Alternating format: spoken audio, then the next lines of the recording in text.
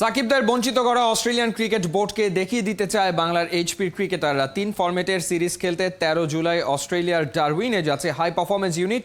আকবর, রাকিবুলরা অভিজ্ঞতা অর্জনের পাশাপাশি দারুণ পারফর্ম করে জাতীয় দলের দরজাও খুলতে চান। সাইফুল রূপকের রিপোর্ট। আনপ্রেডিক্টেবল সাকিবের আইকনিক সেলিব্রেশন। সেই সময় সুপারম্যানের ভিন্নধর্মী উদযাপনে মেতেছিল কোটি ক্রিকেট ভক্ত। স্যালুট সেলিব্রেশন ট্রেন্ডিংয়ের টপেই ছিল। 2016-17 মিরপুরে ইংল্যান্ডের পর অস্ট্রেলিয়াকেও নাচিয়েই ছেড়েছিল টাইগাররা। অথচ সেই নাকচু দুই দেশই 1.5-2 দশক ধরে বাংলাকে টেস্ট খেলতে ডাকে না। টাইগার ক্রিকেটের কিংবদন্তি সাকিব, তামিম, মুশফিকদের লম্বা ক্যারিয়ারে বড় আক্ষেপ অস্ট্রেলিয়ার মাটিতে টেস্ট খেলতে না পারা। বড় ভাইদের সুযোগ না এলেও হাই পারফরমেন্সের ক্রিকেটাররা বড্ড লাকি।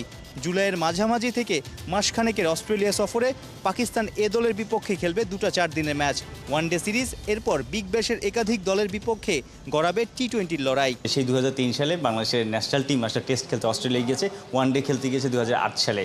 তখন হয়তো আপনারা ক্রিকেট খেলা ঠিকমতো শুরু করেনি। এই যে অস্ট্রেলিয়া আমাদেরকে ইনভাইট করে না, নিশ্চয়ই আপনারা এই টিমটা যে যাবে অস্ট্রেলিয়াতে বিগ ব্যাশের টিমের সাথে খেলবে, পাকিস্তানের সাথে খেলবে, সেই জায়গাটাতে আপনারা প্রমাণ করতে পারলে নিশ্চয়ই রাস্তাটা আরও সহজ হবে ভবিষ্যতে সব টিমের যাওয়ার জন্য।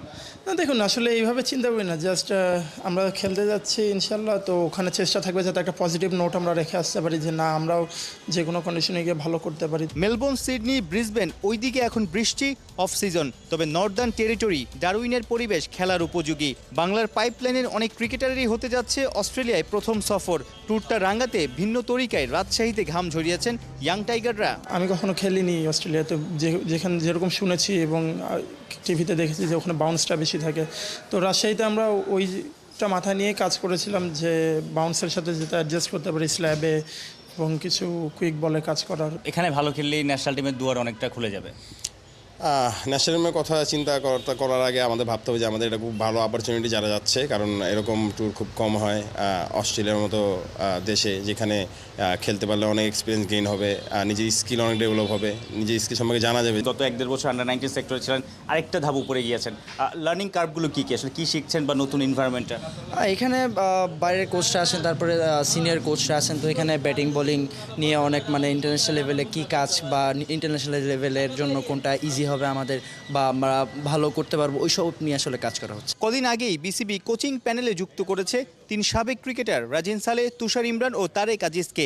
এইচপির ব্যাটারদের পোক্ত করার দায়িত্বে রাজিন। নিশ্চয়ই আপনার স্বপ্ন দেখেন একসময় বাংলাদেশের বয়সভিত্তিক বলেন এইচপি একাডেমি কিংবা ন্যাশনাল টিম সব জায়গায় দেশি কোচদের ডমিনেট থাকবে, আসলে ডমিনেশন। অবভিয়াসলি এটা আমি তো আশা করেছিলাম আর 2 বছর আগ থেকে এটা হওয়ার কথা, যদিও ক্রিকেট বোর্ড অবশ্যই চিন্তাভাবনা করছেন